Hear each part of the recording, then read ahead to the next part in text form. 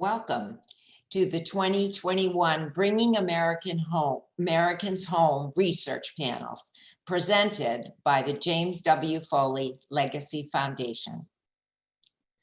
The Foley Foundation's ultimate goal is to bring Americans home from an international kidnapping or wrongful detention. Thus, the Bringing Americans Home Research Report seeks to highlight what is working well with our U.S. government reforms and to identify what obstacles continue to block the return of our U.S. nationals. We particularly want to applaud the two major steps made in 2020 to support hostages and wrongful detainees. The first is that accountability for those who kidnap our citizens is essential for deterrence. This past year, the U.S. Department of Justice extradited two of the alleged captors of American Stephen Sotloff, Peter Kassig, and our son, James Foley, and will hold them accountable for their human rights crimes in a trial in 2022. And secondly, in December of 2020, the Levinson Hostage Recovery and Hostage Taking Accountability Act was signed into law. This law is a fitting tribute to the moral courage of former FBI agent Robert Levinson, since it reaffirms and codifies the U.S. commitment to secure freedom for every U.S. national unjustly imprisoned abroad. And as you will hear, our 2021 report reveals still much work to be done. There are currently 54 public cases of hostages or wrongful detainees on our website. And of note, we are concerned that not one of these hostages has come home in the past 7 months. The only true measure of our country's commitment to bringing citizens home is their actual return. Your presence and support can make that happen. So I am delighted to welcome you and to introduce the Foley Foundation's Research Director and the author of the 2021 Bringing Americans Home report, Cynthia Loertscher. Cindy was a former researcher at Combating Terrorism Center at West Point and a research consultant at Miami University. We are deeply grateful for her passionate commitment to research on hostage, wrongful detainees, and terrorism. Thank you, Cindy. Well, thank you, Diane, for that very nice introduction. Hello, my name is Cynthia Loertscher, and I'd like to thank all of our viewers for joining us this afternoon and Peter Bergman for moderating this important event. I'd also like to thank you, Diane and Margaux and the Foley Foundation for entrusting me with another hostage report. It truly is an honor, and I'm deeply humbled to be able to carry out just a small part of Jim's legacy. This is our third annual report to date, and we've conducted over 100 interviews with hostages, wrongful detainees, and their families, and with individuals across the hostage recovery enterprise. For this year's report, I interviewed 42 individuals. 28 were associated with a specific hostage or wrongful detention case. Of the 28, 22 were hostages, wrongful detainees, or their family members. 3 were family representatives, and 3 were advocates. The remaining 14 interviews were conducted with current or former U.S. officials and former senior military officials. The purpose of the 2021 report was to equip families with a better understanding of the hostage recovery enterprise, as well as to allow families and hostages themselves to share their experiences and advocate on behalf of their loved one or for hostages that remain in captivity today. The third aspect of the report gets into the nuts and bolts of family engagement and identifies gaps that remain and highlights areas where we can improve on bringing Americans home. With that said, I'd like to discuss some of our major findings. The first finding, I'm going to discuss policy. First and foremost, the changes to the hostage recovery enterprise enacted by Presidential Policy Directive 30, which was from 2015, and Executive Order 13698, they remain durable and effective to this day. The Robert Levinson Hostage Recovery and Hostage Taking Accountability Act codified these changes into law last December of 2020. Together, this policy and legal framework creates a foundation to coordinate and support U.S. nationals held hostage and wrongfully detained abroad. At the same time, there are indications that this framework will require continued adjustments in order to provide leaders within the hostage recovery enterprise with the authority they need to prioritize the release and recovery of U.S. hostages and wrongful detainees held abroad. For our second finding, we're going to talk about prioritization. As the interagency, specifically the Department of Defense and the intelligence community, as they transition its focus from counterterrorism to other national security issues, it will become more difficult to elevate hostage issues and generate intelligence required to recover hostages. While the Hostage Response Group, which resides within the National Security Council, plays a critical role in prioritizing hostage issues, it's extremely important for the Special Advisor to the President and Senior Director for Counterterrorism and the National Security Advisor to prioritize hostage issues at the deputy and principal level within the White House in order to have consistent and clear access to the President. The next issue I'd like to talk about is about declassification. The pace of declassification efforts remain a concern, especially during an early phase of a hostage taking. The report indicates that declassification efforts lag behind hostage taking processes, which ultimately rendered information that families received less effective once it was disclosed. In addition, for our next finding, hostages and their families seek further support from the Hostage Recovery Fusion Cell and the Office of the Special Presidential Envoy for Hostage Affairs in providing families proof of life, identification of the location of their loved ones' remains, and pursuing cases where captors have not been brought to justice. In one case, a participant shared that they received notification that their case had been closed, even though no closure was brought to their case. For our next finding, we're going to discuss hostage and detainee releases. Hostage advocates that were interviewed for this report remain concerned about the fates of hostages who remain in Afghanistan. Advocates reported fearing that once U.S. troops leave Afghanistan, it will become more difficult to generate the intelligence needed to find Americans and conduct rescue operations for current hostages held in the area. In addition, it's perceived by some advocates that securing the release of these hostages was not made a precondition for any settlement during the peace talks with the Taliban. Now, with wrongful detention advocates and other participants, they raised serious concerns about reviving nuclear negotiations with Iran, where U.S. nationals are currently being held, noting that the opportunity to release those in Iran would decrease if the U.S. rolls back sanctions and pressures as part of an effort to resume talks on Iran's nuclear program. These advocates also expressed their concern that Iran was detaining U.S. nationals specifically to gain leverage during these negotiations, and that U.S. and allied detainees needed to be released prior to any official negotiations. For our next finding, we're going to talk about wrongful detention cases. The study identified that wrongful detention cases can reside in consular affairs at the State Department for up to 2 years before their case reaches the Office of the Special Presidential Envoy for Hostage Affairs. Wrongful detentions require expedited access to the Special Envoy's office. In addition, families request a point of entry to notify the Special Envoy's office of a potential wrongful detention. And for our final finding here, is about mental health, physical and financial support, which is very important. Returning hostages and wrongful detainees require more support upon returning home. There are significant areas where they need support from not only the U.S. government, but also non-governmental organizations as well.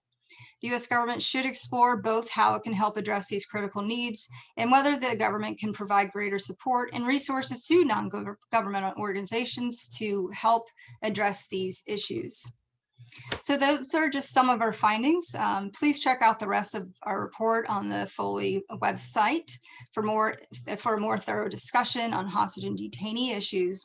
But before I introduce our moderator, I'd like to take a moment to briefly discuss the purpose of these panels. Just a quick summary. Our first panel discussion is really designed to help shed light on what prioritization looks like at the principal level across the interagency. Again, the Department of Defense and intelligence community as well. In the panel, we will also discuss non-governmental organizations and how third parties play an intricate role in working with the government towards the release of hostages and detainees. You'll also hear more about that on the second panel. And during our second panel, the Hostage Recovery Fusion Cell and the Special Presidential Envoy for Hostage Affairs will discuss to the extent they can, the challenges they have supporting hostages and detainee families. And finally, we'll also discuss the impact of the Levinson Act and the role of accountability measures in resolving hostage and wrongful detainee cases. With that said, please allow me to introduce you to Peter Bergman, the Vice President of New America. Peter's been a dear friend and a great supporter of Diane and the Foley Foundation. Thank you.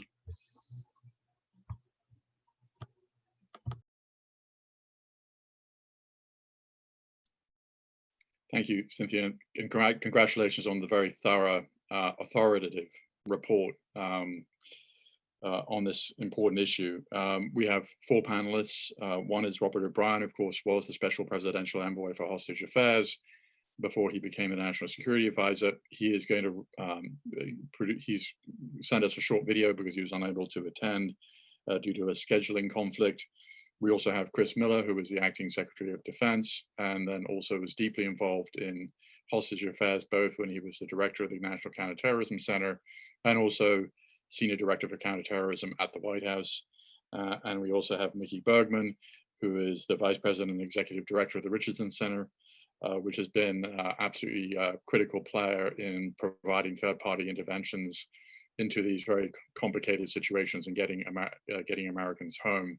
And we'll also have Cindy herself to talk in a little more detail about the report and take your questions. So let's go to the tape from Robert O'Brien. It's relatively short, and then we'll jump into the panel.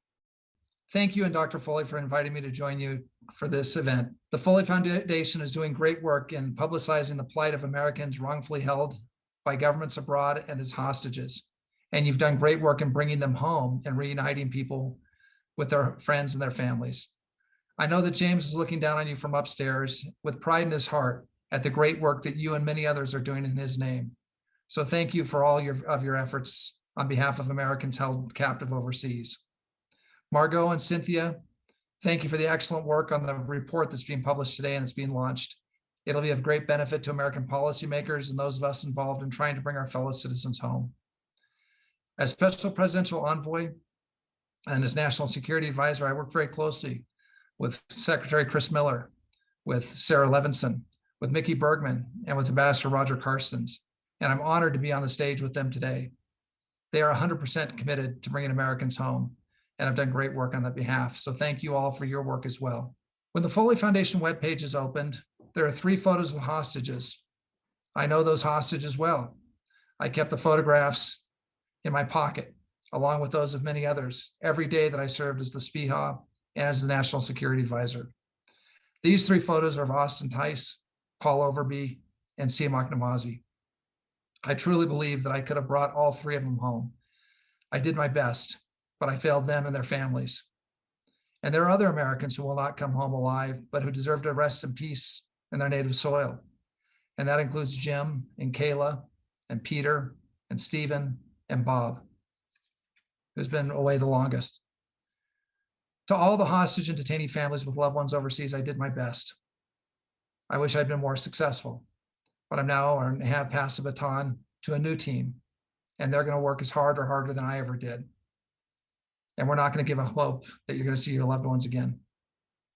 During my time in office, we brought many Americans home, and President Trump rightly received praise and attention and acclamation for those rescues. And each of those returns was a blessing to the hostage or detainee and their families when they came home.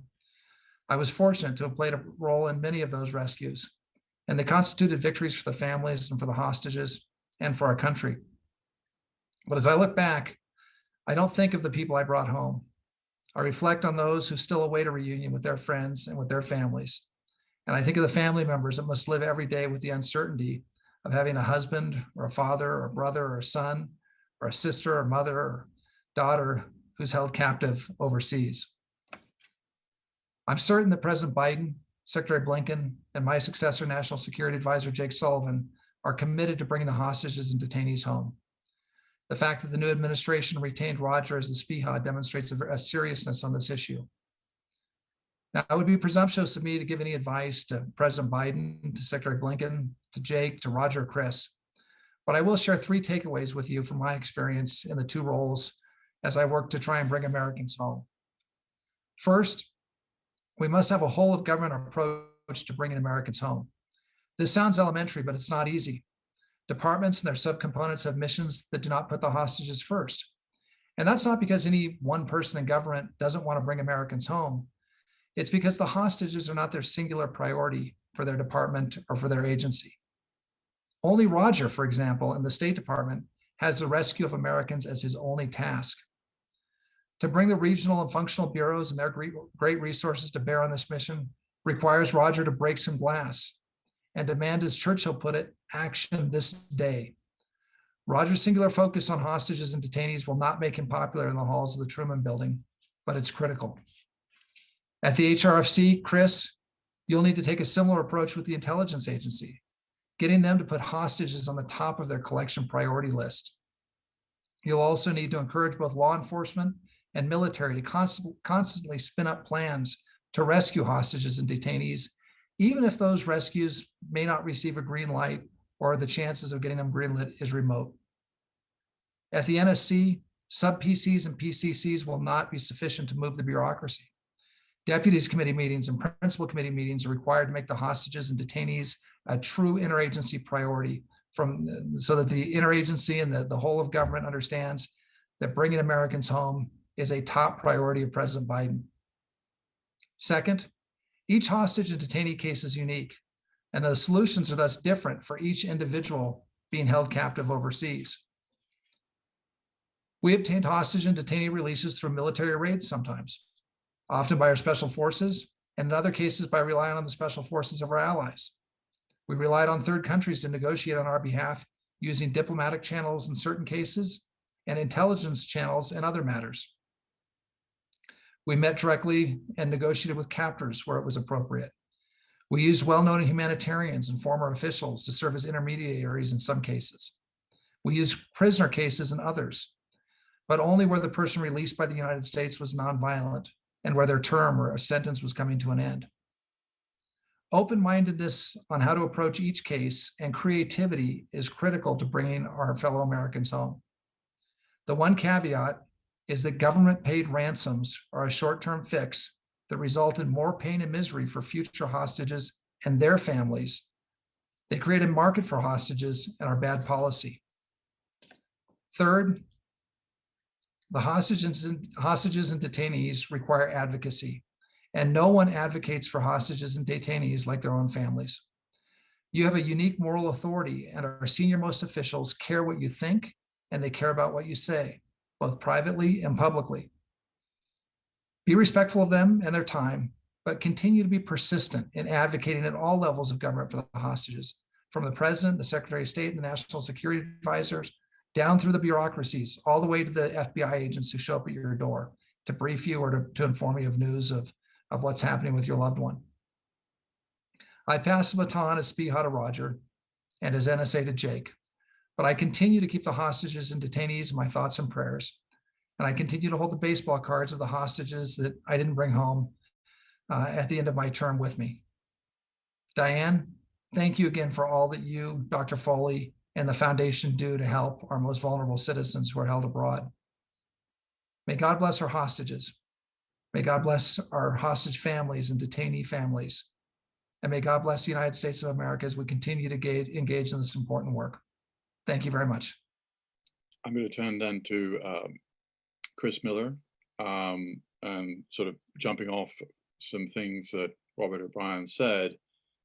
How do you sat at the table when this obviously has been, hostage discussions have been at the table, but how do you make sure that these discussions remain at the table, whether you're engaged in discussions about Iran or pulling out of Afghanistan, or when people around the table may have kind of policy priorities that, in their view, may supersede the interests of getting Americans home, even if they, in principle, think that getting Americans home, of course, is a good thing.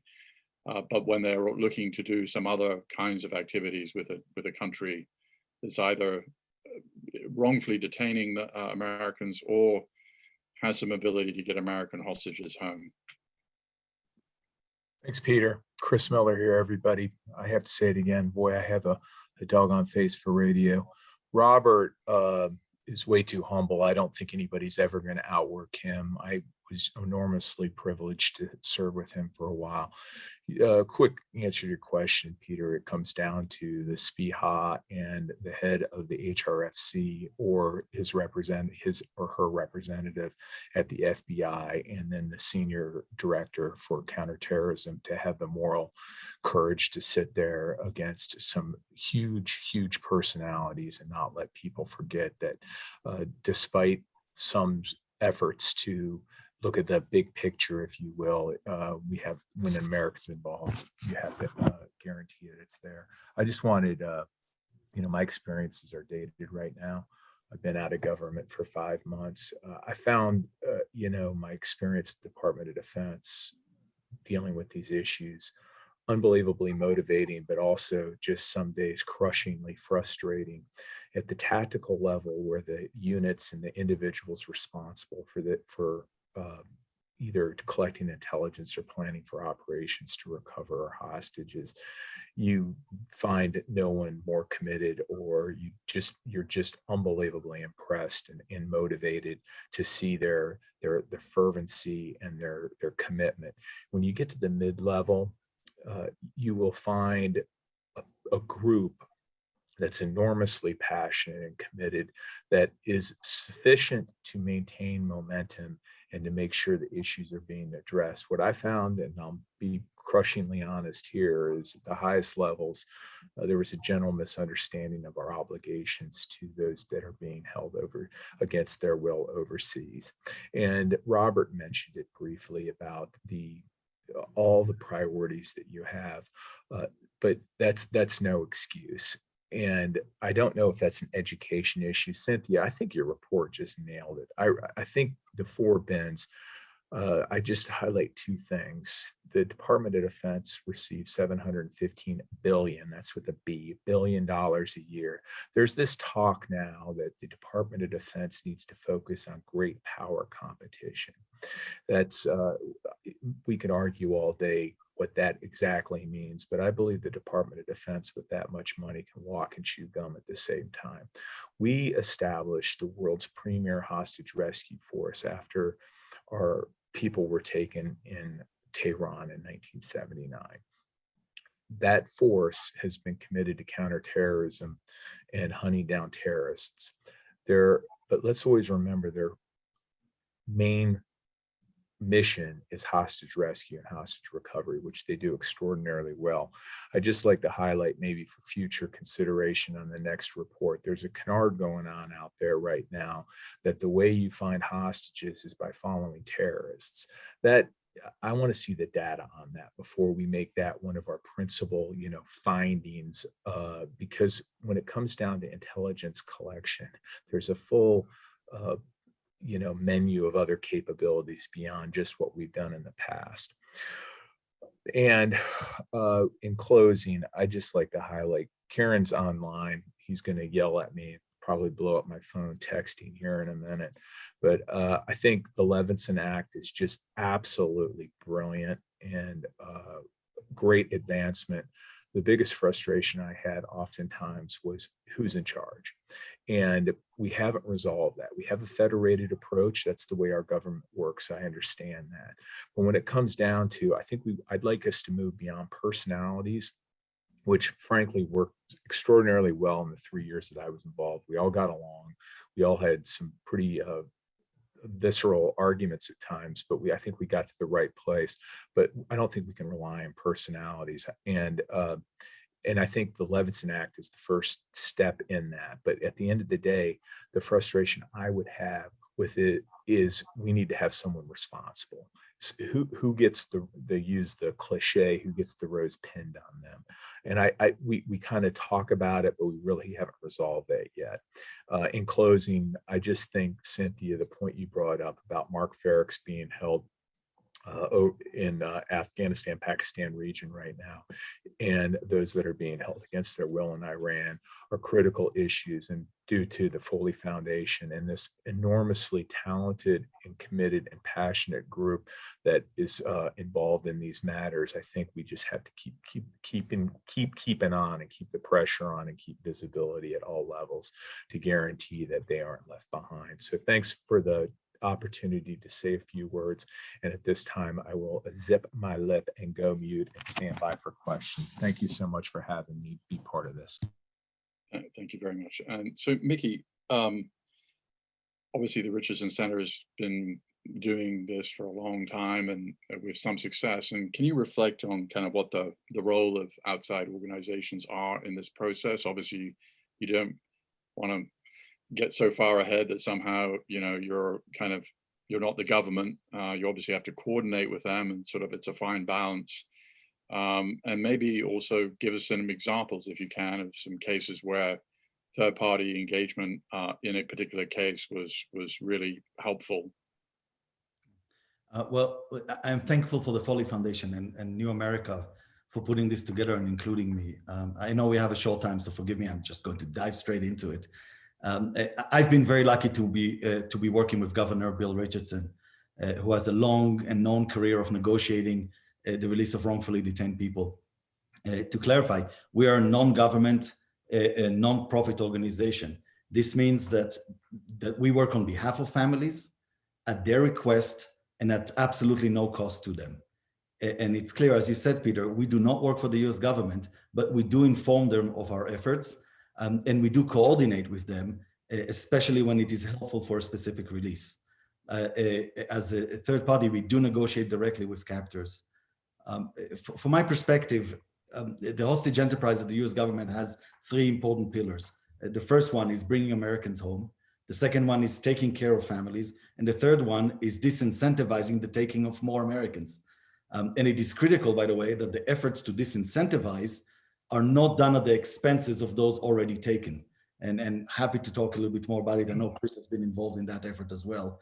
And we've had the pleasure of working with him while he was at the White House. And as to your question, as third parties, we have significant roles in the first and the second pillars. On the first one, bringing Americans homes, I do believe that non-government assets can still be utilized much, much better than they are. These are former diplomats, business leaders, former military, former intelligence. In some cases, the US government cannot communicate with the captors. And even if they can, it gets tangled very quickly with high-stake policy negotiations. That was the case with Iran a couple of years ago, and Chris and I worked on this with Governor Richardson. That is the case currently with Venezuela and Russia today. So these are examples of when third parties can be very, very useful. When we approach captors, we have less constraints than government. We also have much less authority because we are not government.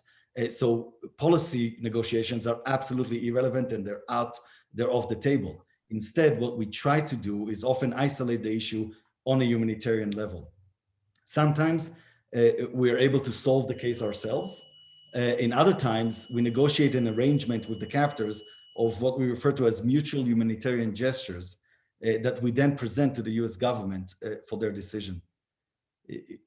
We do this through personal relations. Governor Richardson have built those over the time. We continue to build them. It is about emotional intelligence. It is about the human layer. It's understanding the thinking of the captors, even as we clearly disagree with them. And it is about creativity. Now, we don't only need to have these relations of trust with the captors, we also need to have these relations of trust with our US government colleagues. We need each other. And we invest a lot in building these relationships. Roger Carstens, Chris O'Leary, Secretary Blinken, Deputy Secretary Sherman, our colleagues at the National Security Council and the Department of Justice. If they feel like they cannot trust us, then we won't be able to be effective on behalf of the families. And last, on the second pillar of taking care of families, I think over the last several years, we've managed to develop quite a tight collaboration among some of the leading NGOs and individuals.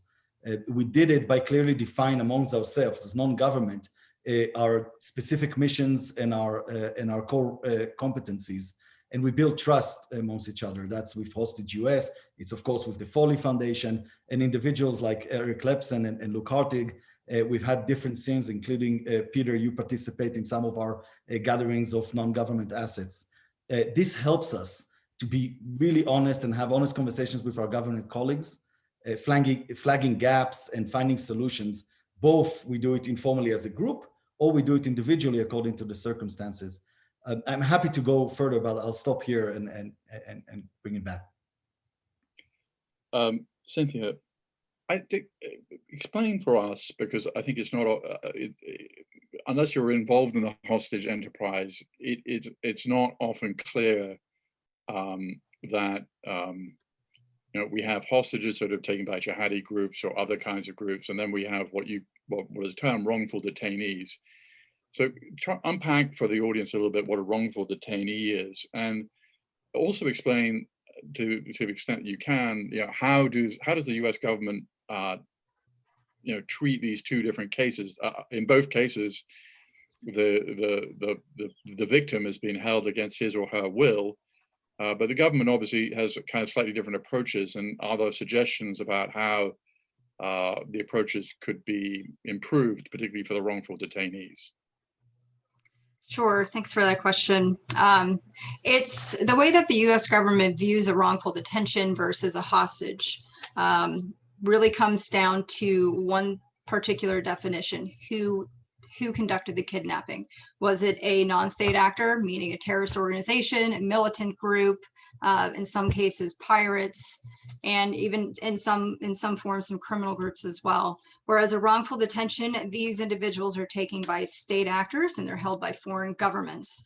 So how the US government responds to a wrongful detention in a hostage case is actually really important. And it's important for families to have a clear understanding of this, because it'll help you advocate for your loved one very quickly. So if it's a hostage case, usually the Hostage Recovery Fusion Cell will take on that case, which resides within the FBI. And the reason that is because it's a crime to kidnap an American. That way it can unlock funds that are available for families from victims of crime that you can access to help you as you wade through and try and navigate through all of these challenges. With wrongful detentions, it's not illegal to arrest an American overseas. It's not. But luckily we have PPD 30, the Presidential Policy Directive 30 in place, where it is set up for the Special Presidential Envoy for Hostage Affairs to take on these types of cases. And there's some benefits for detention cases to be under the State Department, because a lot of these cases require diplomatic responses. If you remember in some of my findings that I talked about with wrongful detentions currently, for example, we had a case where somebody was waiting in consular affairs for over 2 years to get access to the special envoy's office.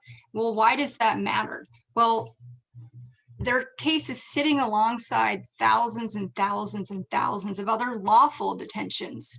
And lawful detentions, they get adjudicated really quickly. And whereas wrongful detentions, they usually don't receive a fair trial, let alone due process alone. And in addition, there are several instances where states are holding Americans for the purpose to extract concessions from the United States or to effect some sort of policy change. All things that require high-level government prioritization and diplomatic engagement. If that answers your question, Peter. Yeah. For Chris Miller, you mentioned the Levinson Act, and you said that it's very helpful. And what about the Levinson Act is helpful? I just think putting in statute the things that we've learned in the last, oh my gosh, PPD 30 came out in 15, so the last 5 years, but more than that, I think it goes back to further than that. So I just think having it in statute really is helpful, because that, my point about taking personalities out of it, this is something you need to have a system, you need to have a process. Now, I understand the nature of bureaucracy, that it starts out with the best of intentions and ultimately becomes so perverted you don't even recognize it. But that's why I think having that congressional plug in there is just so critical. That makes a lot of sense. Mickey, you said something that I think also Cindy said, and I think is true, that we all know that every hostage case is different.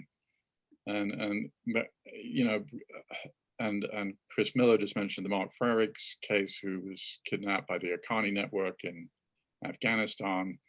And without getting into necessarily details of current cases, but like, tell us why, put some flesh on the bones of the idea that because each of these cases are different, you often have to reach out to somebody who's really an expert on Venezuela or Afghanistan or whatever to help you kind of negotiate these cases.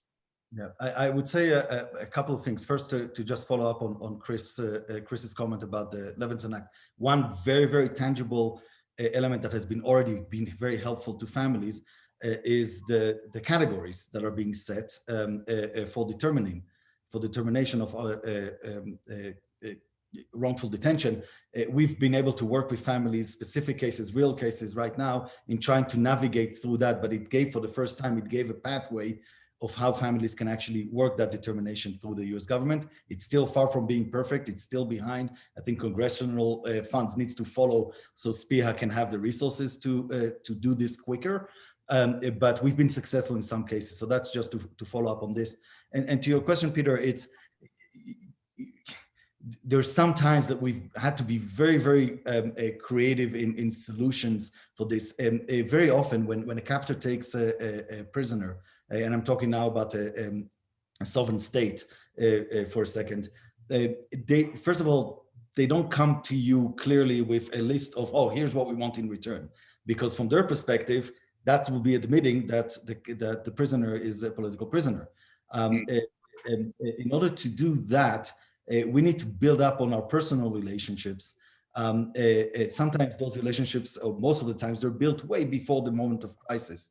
And we're able to kind of have a conversation informally, again, because we're not government, say, nudge, look, let's figure out how to resolve it. What is it that can happen? And sometimes the captors don't have anything in mind, but you try to lead them into the first step, which is understanding that they're better off if this gets resolved. Once they go through that threshold, now we start working, okay, what would be a saving phase? What would be something that they can gain from it on a humanitarian level? And then we bring it over. And each case is absolutely different. And in some cases, the captors keep moving the goalposts.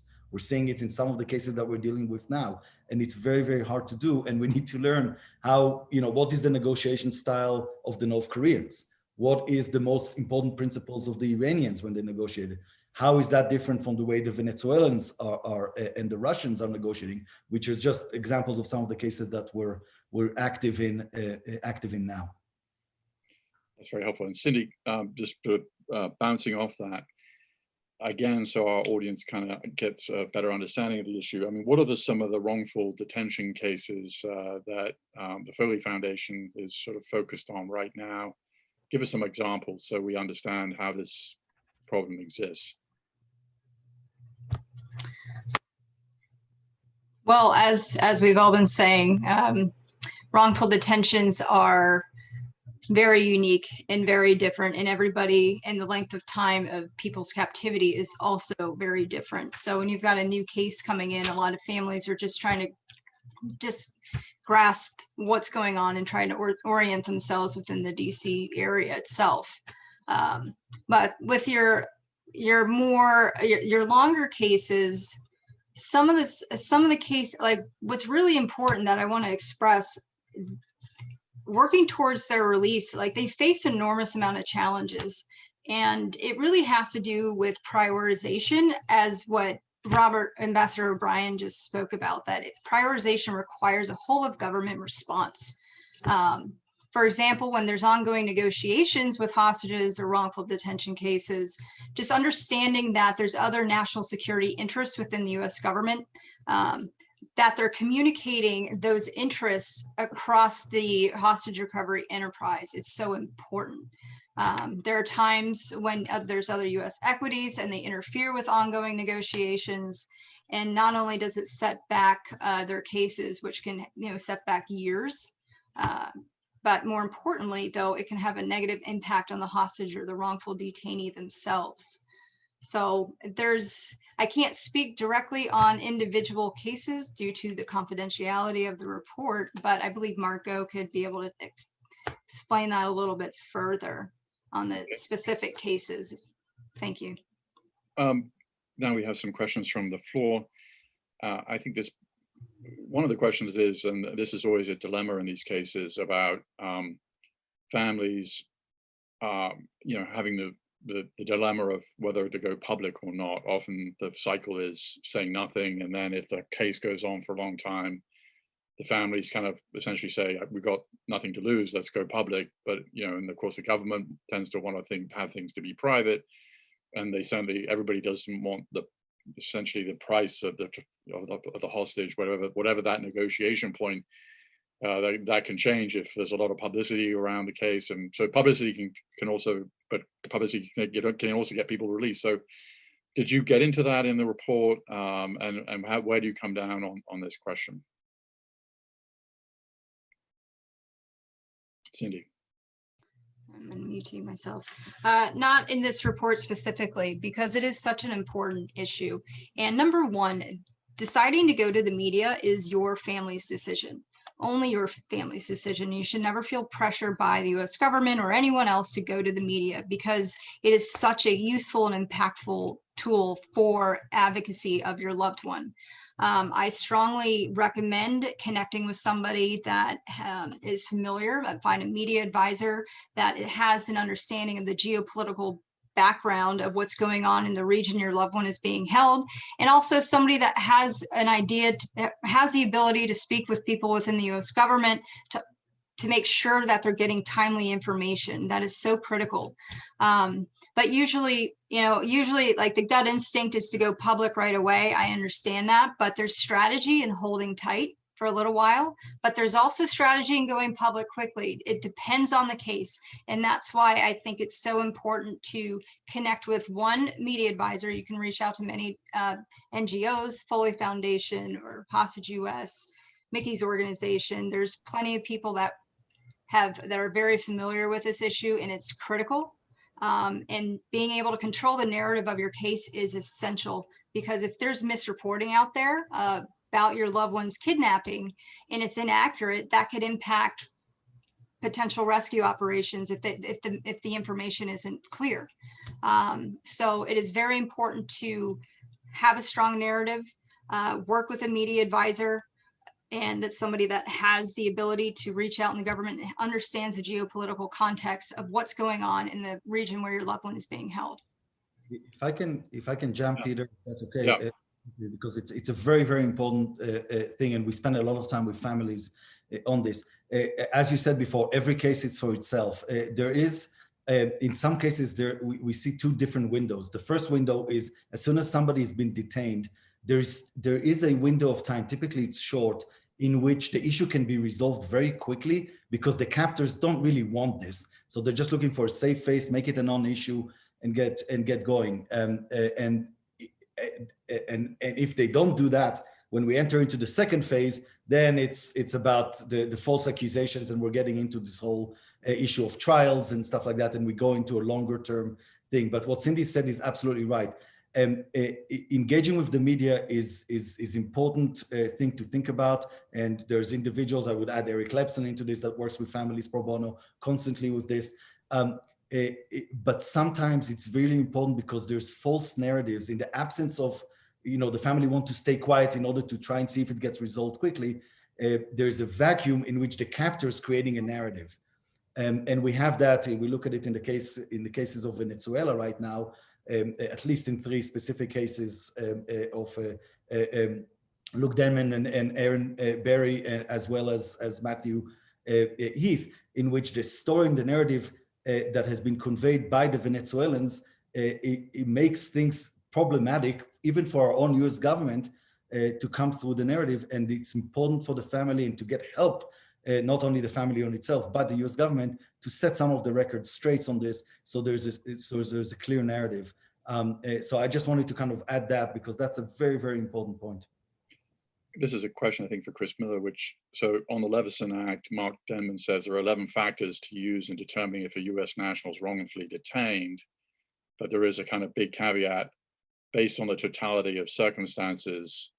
Essentially, I guess, the implication is that the 11 factors could be kind of ignored. So, and I guess the question is essentially, does this make the act, is it possible to ignore the act in a sense when it comes to wrongful detention, if there's some higher standard around national interest, or does that make sense, Chris?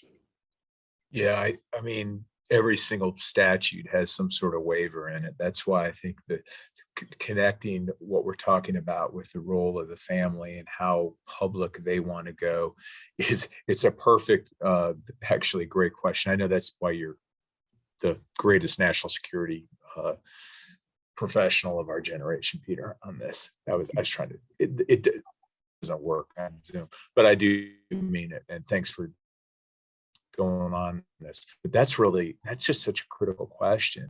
And I do think there's, I just, we talked about it's ultimately family decision. I think probably in most cases in a situation like that, probably Mickey and crew would probably, I assume, advise a more public face if there was any pushback on designating someone as unlawfully detained for some sort of national security imperative. But that's what I think the genius of this forum and what the community offers is the ability, back in the day, you didn't have anybody to talk to. You just had to figure it out yourself. And I think that's really one powerful thing of what's been created in the last 10 years. Yeah, agreed. Chris, I think you're having a little mic issue, or we're having problems hearing you. But the basic point is that since 2015, the whole enterprise has much been improved by the various presidential directives and now the Levinson Act.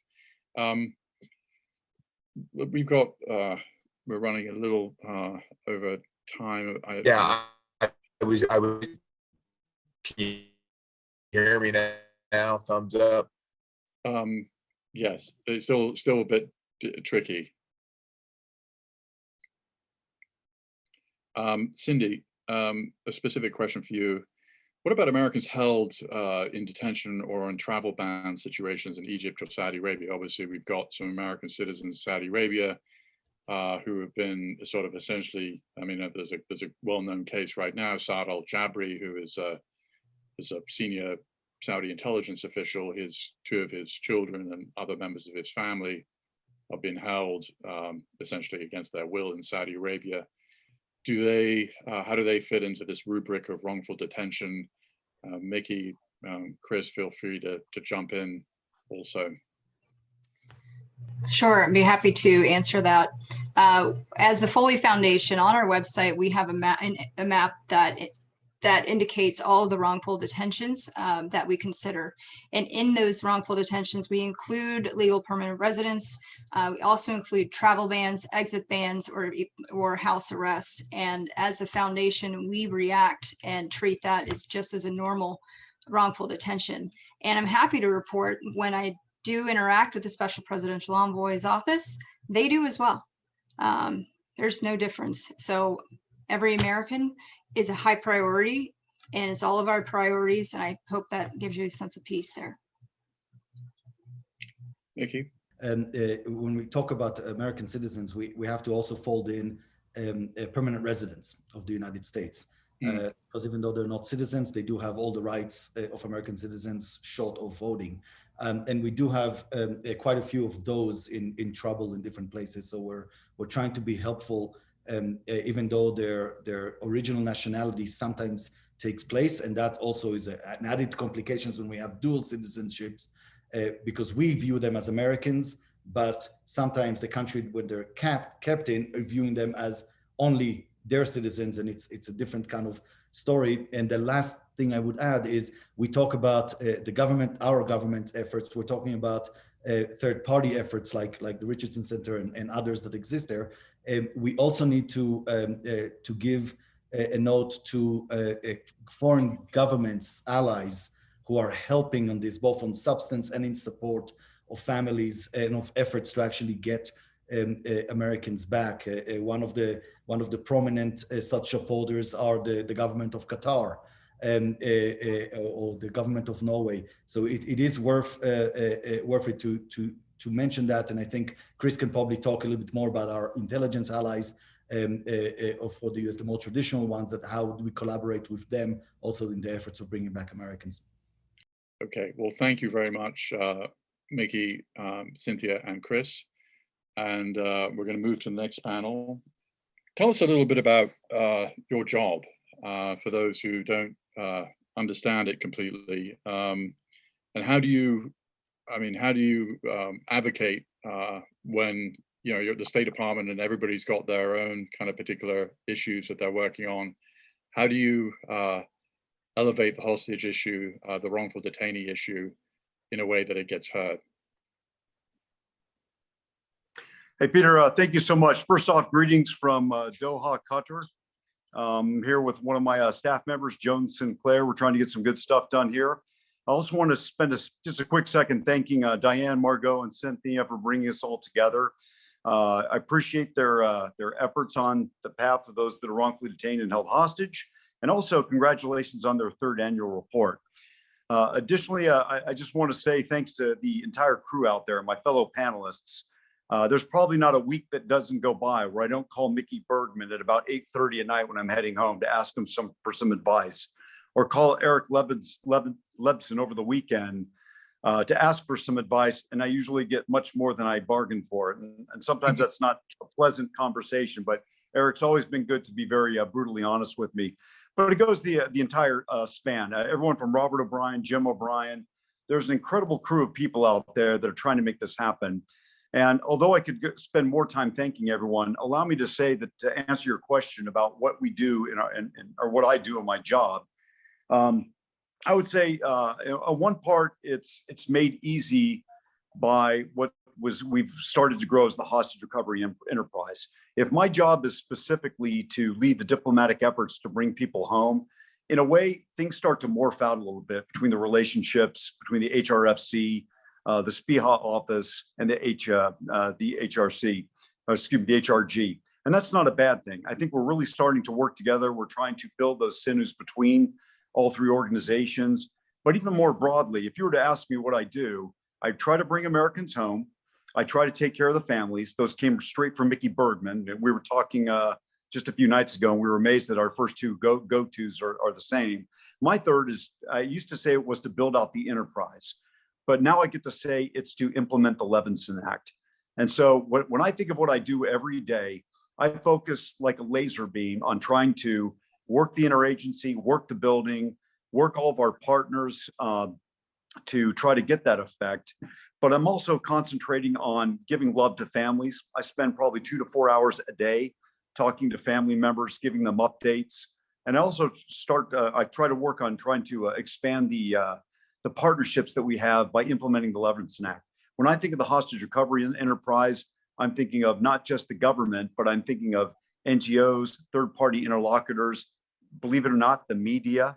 I also think of members of Congress and their staffs, and most importantly, the families. And we really try to partner with them. And the last thing I'll say as part of my job, I spend a lot of time trying to get it right with the families. There is a story that was reported earlier by Cynthia. And by the way, Cynthia, great report, extremely accurate and extremely readable. Thank you for producing this. But there was one story about how it took a family 24 months to get into the SPIHA realm. And I think I know who that is, because I went up to visit that person on a flight. And afterwards, Carolee Walker, my staff, and I drove away. And I kid you not, we were crying a little bit because the story that it took this woman 21 months to figure who's who in the zoo, who does she call at the State Department, who's her contact at the NSC, who's the touch point at the CIA, and how does this get done? And here I am 24 months later, essentially trying to tell her how we're going to help her. And I thought, we're failing her. No one should have to wait 24 months to become a case, and no one should have to wait 24 months to figure out who's who in the zoo. And at least the one thing that we're trying to do is if a case becomes a SPIHA case, within 7 to 10 days, I'm right there, whether it's Kiev, whether it's Texas, whether it's California, we're coming to visit you. And we're going to spend the next 3 or 4 hours with your family in your home, in your home living room, telling you how this enterprise works, how we're going to partner together, and who's who in the zoo, so that they know who to call when things get tough. And at the end of it, I say, but please know that you got one phone number, one-stop shopping. Call SPIHA, and we're going to make sure that we tie in, because all day long, I'm talking to the HRFC, and I'm talking to the NSC and all these other partners. Now, believe me, Peter, we've known each other for 10 or 15 years. I could talk for the next 2 hours nonstop, but I'll show kindness to the rest of the panel members and shut up for a second so that other people can have a bite at this apple. Well, Roger, thank you. And thank you for kind of coming in from Doha. I know you were in DC yesterday because we saw you in your office yesterday. Major General Elmo, you're the Deputy Director of the Hostage Recovery Fusion Cell, which is one of the, tell us, what does that do, and how does that relate to Roger's job, and how do you engage with the families, and what are their concerns? And Cindy mentioned this question of classification, which I think is a very interesting one. One of the big problems before 2015 is everything was kept at a high level of classification. Families weren't sort of brought in.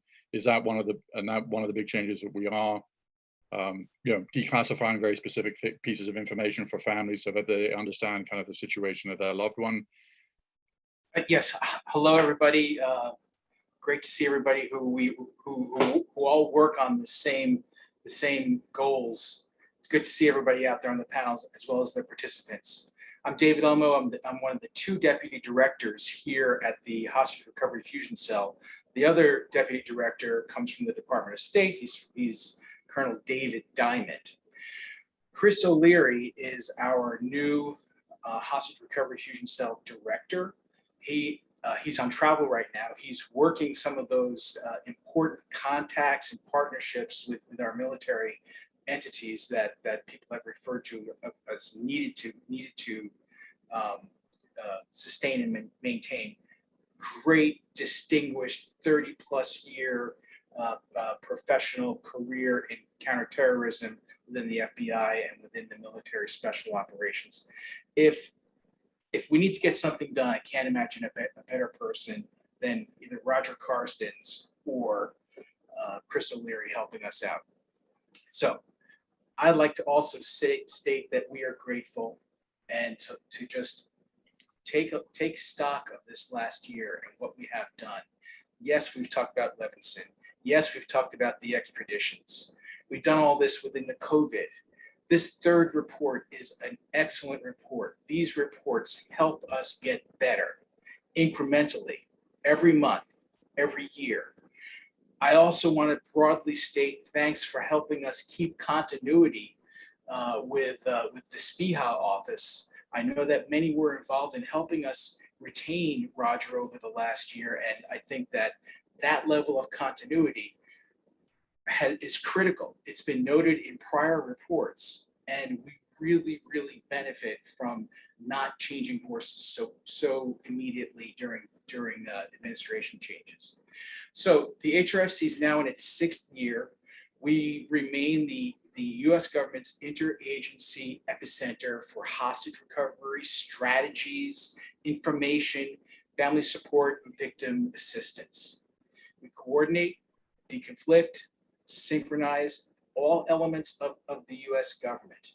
We work very closely every day with our colleagues at the SPIHA office. I'm in fact detailed from the SPIHA office, and it shows the collaboration that goes in between the two entities. Sure, there are strengths, there are challenges. I will talk about the classified information in just a moment. I would say that now in our 6th year, we're no longer a startup. Our structure is getting stronger every month. Prior reports called out issues with staffing and gaps. My position was gapped for 7 to 9 months. I'm here. I'm not leaving. I'm into this mission. We want to get these people safely home as quickly as possible. We have a brand new external engagement coordinator, a full new position. It's been called out by previous reports, cause and effect. New public affairs officer. We have a new, what I would call operational chief of staff that's operationalizing the things that we do and how we do it. We have a brand new full-time member from the Office of the Director of National Intelligence. This is an individual who's going to help us with this classified information issue, sharing what we can legally with the authorities, with families. Our hostage affairs unit, which is an embedded entity from the consular section of the Department of State, is growing. We currently have 4 people. Now we're going to have 5. 2 of them are long-term. There will be civil servants who will have a long-term perspective on things. The hostage affairs unit is the cell that works the most with the wrongful detained individuals in the HRFC, and they are constantly talking back and forth, crosstalk with the members of the SPIHA staff. And then, of course, with the families, we have the charter of family coordination, family assistance, victim assistance. Our family engagement coordinator has been on board for a number of years. The team is built out. We have psychologists on staff. We have crisis negotiators. We have family engagement specialists on the team. They're all ready and able to get on the phone with people and talk to them and try to implement the vision of trying to get the information to the families before they get the information from anywhere else. If a family member hears something about their hostage, not from us, but from the media, we have failed. And that's my little transition into the challenge. Now, I have to be a little stronger on this issue, and that is that there are challenges to authorities that we have about sharing information. The PPD 30 is exceptionally clear about how we can do it, and we very much want to share what we can share. I'm going to just read a line.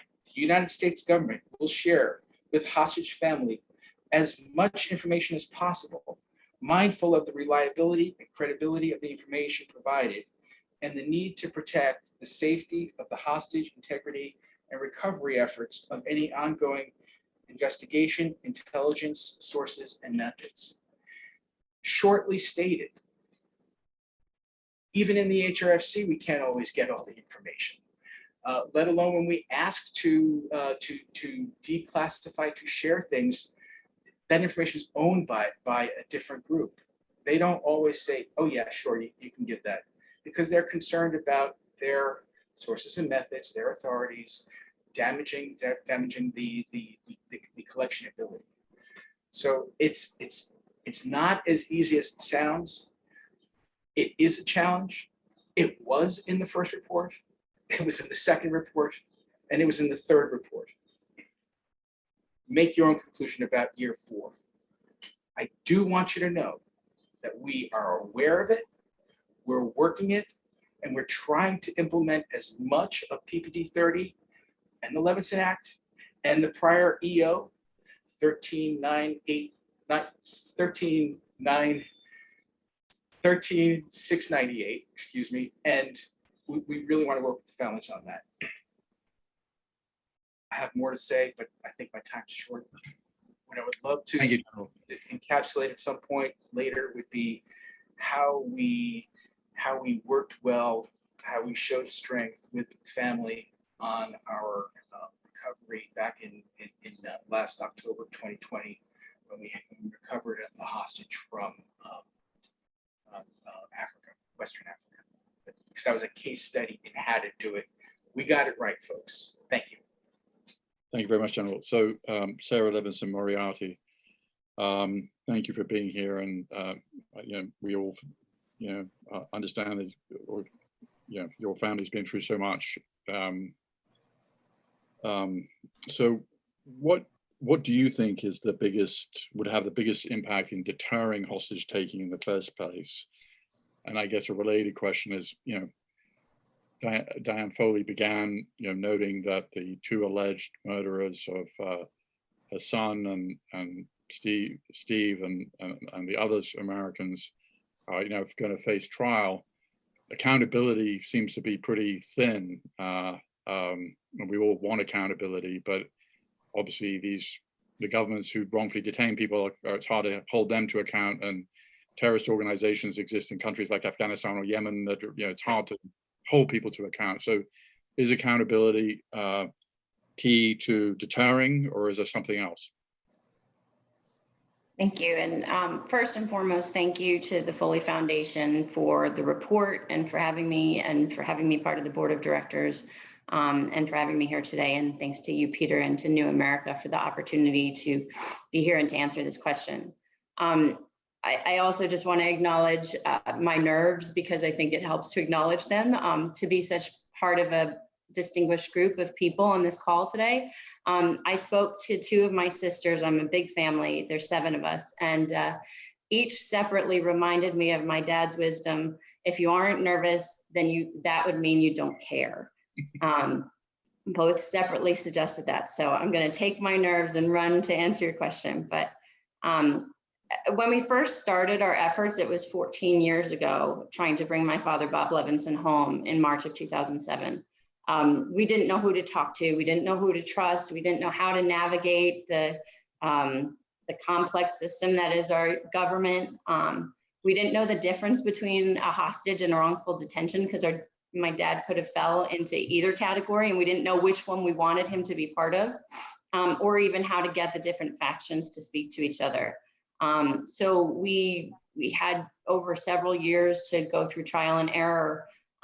We actually found our way to a lot of people on this call. And then over the past few years, through PPD 30 coming into play, and then after we learned of my father's probable death a year ago, which I do want to take a moment and just thank Robert O'Brien and Chris Miller for helping us to get to that information, as well as Mickey Bergman. We were able to then take that and accelerate using our own experience to help ensure that no family ever had to go through what we went through and what my father went through ever again. And that's really where the Robert Levinson Hostage Recovery and Hostage Taking Accountability Act came into being. 14 years ago, we were at the cusp of this rogue nations using hostage taking as a primary foreign policy tool. It wasn't really a thing at that time. It was just starting. And so thanks to Senators Menendez, Rubio, Leahy, Coons, Shaheen, Congressman Deutsch, Wilson, Liu, and Waltz and their staffs, and the Foley Foundation, and the great work of so many people, we got to where we are today. And we think that that is going to make a huge impact on helping people to come home and helping to deter. What the act really does is builds on the solid foundation of PPD 30. It codifies it into law. So it's here to stay. It further strengthens the SPIHA, the HRFC, and the NSC Hostage Response Group, and the great work that they've been doing. Actually, in line with this year's report, it helps us to set out and define criteria for wrongful detentions and to get to a clear point of entry. And personally, I think one of the most effective tools that it puts in people like Roger's toolbox is it gives the ability to sanction specifically for hostage taking or for wrongful detention to more effectively bring Americans home. We often talk about carrots and sticks. It gives a nice big stick to help move the process along. We're still in its infancy. It was introduced in December of 2020. For me, we haven't moved fast enough. I'm understanding from my contacts at the State Department that we are near where a lot of the foundation is coming into place, and we're very near to more implementation and clear criteria being defined. Should be announced hopefully very soon, a family resource guidebook that helps give that entry and that understanding to families is also something that's coming very soon. And I also understand there's more training to the consulates planned to help to break up some of those process challenges, or more direct information to the consulates to help them understand how to better introduce these cases to the SPIHA. I also understand that there's still ongoing elements of the sanctions piece, so I'm hopeful we can move even faster, and I would encourage our government to continue to push that forward and to resolve any questions that are still going on, because I believe that tool can have a huge impact on bringing Americans home.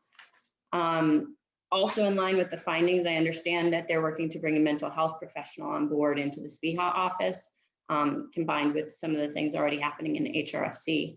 And personally, this is something that I have been thinking a lot about. I know how much going through this trauma has impacted my family, having spoken to so many hostages who have come home and their families as we go through this together.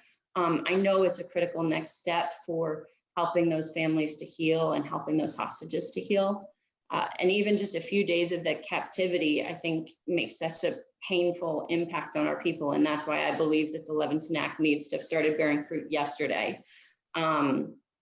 Actually, as Diane mentioned earlier, I'm incredibly concerned that not one American has been brought home since President Biden was elected. Currently, there's 54 Americans being held in 13 countries, and at least 12 of them have been taken since last December. So I believe, as we talk about and as we see in the findings, this has to be prioritized at the highest levels of the US government. And when Chris Miller speaks about who gets the rose pin to their chest, I believe it's President Biden who needs to have the rose pin to his chest. I think it needs to come directly from the top. And as Diane also said earlier in the call, the only score that counts is them being home and starting the healing process and their family starting the healing process. I'm told that once the Bob Levinson Act is operational, we'll start seeing the impact of these tools and these processes right away. So I think that will help us to unstick some of this, and we'll continue to learn through the implementation. We're working with Congress to adapt to any of the new needs that have become clear during the implementation process. And as Mickey said earlier, I think we can see action now through Congress where they can appropriate more resources to help support the implementation of the Levinson Act. They're seeing an increased caseload, more travel, and more operational aspects. So I implore them to do something to make that impact. And I think this report really will influence what that 2.0 of the Levinson Act looks like to have that impact and have that accountability. And I think another really important tool is what we're doing right now and bringing all of these members of the hostage recovery ecosystem, as I think Roger called it to me one time, into panel discussions like this, in having team discussions of how we do it, how we implement the Bob Levinson Act, how we make it better, how we use the sanctions effectively, and continue these collaboration efforts to make a huge impact in bringing Americans home and to deter hostage taking so that no more Americans are suffering the way that my family has and so many families have. Thank you, Sarah. I'm going to turn it over to Margaux, and then we'll open it to the floor. Margaux, so obviously the James Foley Foundation has done so much to kind of try and make this very difficult situation better. But what is the role? I think one thing that many people listening to this may not consider is, when a hostage is taken, he or she, hasn't paid her taxes. When they come home, their whole life has been just blown apart. They're unemployed. The IRS is after them. There's a whole other sort of second order effects of, if you're recovered, that's great, but then what's the role for non-governmental organizations? What's the role for, Sarah mentioned a mental health professional inside the State Department.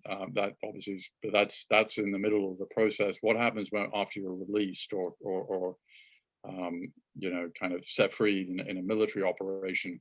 What are the problems people face? What can be done? What should be done? Absolutely. Thanks, Peter, for that question. Just want to first, again, thank all of our fantastic panelists on panel 2 and panel 1, and you and New America, Peter, for letting us put this great event together. As David so clearly demonstrated, we are using our annual research study every year as an effective advocacy tool that helps empower the hostage recovery ecosystem. So we are really grateful that the US government and the entities responsible for bringing home Americans held hostage and wrongfully detained abroad continue to take the feedback that comes directly from the families that we work with and the former hostages and wrongful detainees that we work with. Now, we've said a lot of work needs to be done, but I just want to recognize that there is this willingness to work with us and to partner with us, which is essential. And it allows us to continue to bring this issue to the forefront among not just the groups and organizations within the US government that we've talked about on the call, the Fusion Cell, the Special Presidential Envoy Office, the National Security Council, but also to the Hill, to members of Congress, so that the Levinson Act is not just an obscure piece of legislation, but that every member of Congress knows about it, so that if their constituent is taken, or if they just generally care about this issue, as so many do, that they can be a support to the family in applying pressure where it's needed. And sometimes that pressure needs to be applied on our own government. As Sarah was saying, it comes from the very top. We all know how much the hostage enterprise is working in dedicated ways every day to bring home Americans, but we need the president to make the calls, and we need people to come home. And as you said, Peter, once someone comes home, the work really starts, because they are often traumatized from their experience, whether they've been held hostage by a non-state actor or they've been wrongfully detained by a foreign government. So as the report found, mental health issues are critical, as well as physical health issues, but it's all these financial issues that returning hostages and wrongful detainees face, as you mentioned, because they have not been able to pay their taxes. And so they have an IRS penalty, and then that impacts their credit score, and then it impacts their ability to, get their house paid off, or there's so many different effects. And I want to point out that while we point this out in our study, our partner organizations like Hostage US really do have a network designed to support families directly in resolving those issues. But we do need the US government to also assist, because it is government agencies that end up making these determinations where the IRS penalty is still pending years after someone comes home. So we really feel that it's critical for people to understand how tough it is to come back from that and to get back into your life. But that's why accountability is actually really important as well, because it can provide closure to those coming home. And I do want to kind of circle back to something that was raised on the first panel, is that these issues need to be treated the same in terms of government support and prioritization, whether someone is being held by a non-state actor, whether someone's being held by a foreign government with whom we have an adversarial relationship like Iran, but also when it's an ally like Egypt and Saudi Arabia. So we have to be making clear policy decisions that bring these Americans home and then prevent future hostage taking and wrongful detention, even where we're friends with a country and we have a good relationship. We need to make sure that there's real accountability and real consequences for taking these Americans, because that's also part of the reintegration process. Without that closure, they really can't get there. And the last thing I'll say is that it's really important for the general public to also understand these issues. It's really sad that we continue to learn of new cases, but I will say the one positive is that people are now starting to come to us when they know somebody or their own loved one is being wrongfully detained or held hostage abroad. And we're hoping that we can close that gap of government support by getting them to the right people soon and by getting them the information they need sooner, instead of this average 2-year wait that so many families experienced being held up in consular affairs. So we're really hopeful that we can continue to provide information to the general public as well as the government entities who benefit from our recommendations, so that this issue continues to be a national priority and that people know where they can go if this should happen to one of their loved ones. Thank you, Margaret. That's a very good segue to a question. We've got 10 minutes for Q&A. Question for Roger Carson specifically. So we've heard a lot about people sort of lingering in consular affairs when they really should be being kicked up to your office, a special envoy's office in state.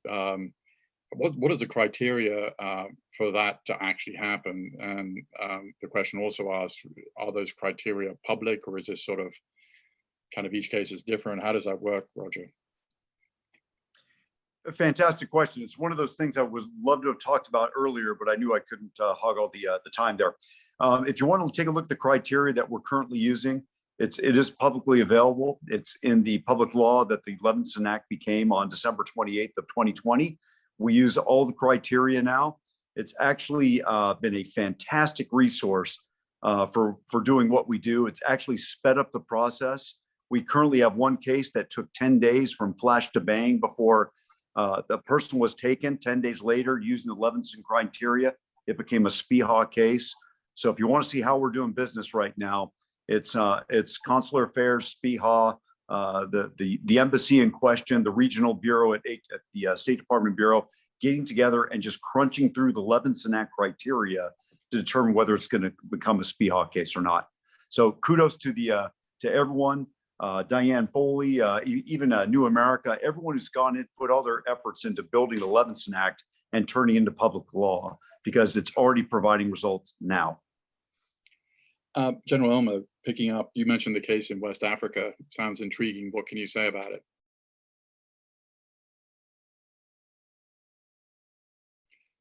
I think he's on.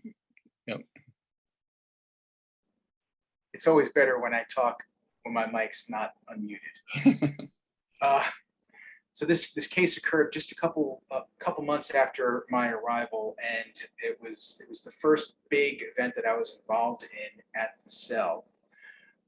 I was so humbled by the ease of interagency coordination that occurred, and that typically do occur, I've learned, when there's an actual event that's happening. When there's a crisis, everybody seems to rally, and a lot of the sticky interagency issues that we sometimes deal with on a daily basis fall by the wayside. On the family side, we, our team made contact with the family of the hostage, as well as the crisis negotiators. We talked with them about what's the best way to manage the discussions. We learned a hell of a lot about the person who was taken. It all helped with our overall assessment. And again, the most important thing that occurred during this very tight 48-hour period of analysis of what are we going to do was that people like Kieran Ramsey, our former director, I see him as a participant, Roger Karstens, looked at each other and they said, we got to get a quick decision on this case because we don't want it to turn into a long-term case. They pushed for the NSC to make decisions. We got those decisions within just a few hours, actually, and we were able to begin this military rescue operation, which I have to express was I'm a 30+ year government person. I've done both careers. It was an expression of national power like I've never seen before. Our superb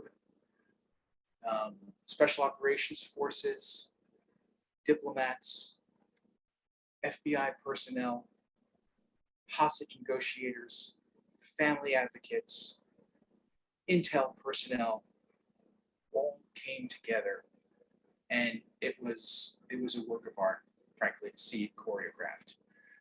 Made me very, very proud. So on the family side, we took care of the family. We once the hostage was taken into safety, he was brought back to the States, got some treatment. Again, his captivity was short, and we also helped with the family. Mind you, this was a person who was thinking about possibly moving back to that location. And there's a bit of a shell shock that's involved. And this is how our very good operational psychologists help out in processing what the heck just happened to you and your family. And I'm happy to report that they're doing well now. So that's what I wanted to comment on. Essentially, that seeing it work so nicely, seeing it work with such intergovernmental ease and support was very encouraging.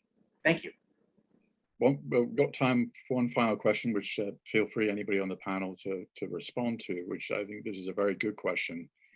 So can vaccinating known detainees for COVID-19 be a priority without it being used as a bargaining chip by the people who are holding the hostages or the wrongfully detained prisoner?